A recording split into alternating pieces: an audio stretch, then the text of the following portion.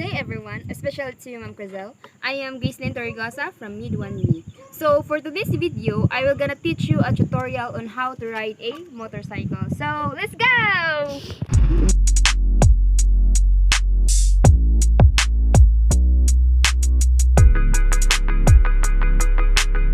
The very first step that you need to know is balancing. So dapat kabalo ka mo balance.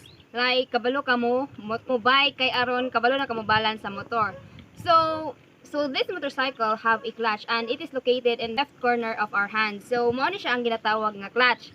So the first step is we need to turn on the engine. So this is what we call the engine. So we need to turn this on.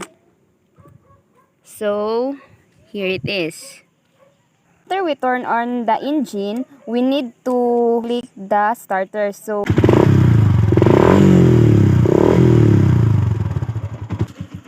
the next step is we need to pull the clutch. And then pulling the clutch, we need to step on the first gear or a primera. And then after a 3 meter or a 4, we follow the second gear or the segunda. So let's go! I can't seem to look away. I'm hanging on to what you Second gear. wanna know. I can't seem to look away. After the second gear, we continue to the third gear. I'm And fourth gear. hanging on to what you say. Wanna know.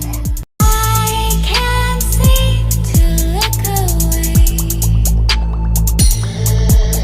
I'm On the gear, it depends on what road or way are we going in. So if the road is flat, then we continue to the first, second, third, fourth, fifth, and sixth. Then if the road is rough, then we continue to the first gear or second gear. Kay tungason man siya, so lisod siya magtungas.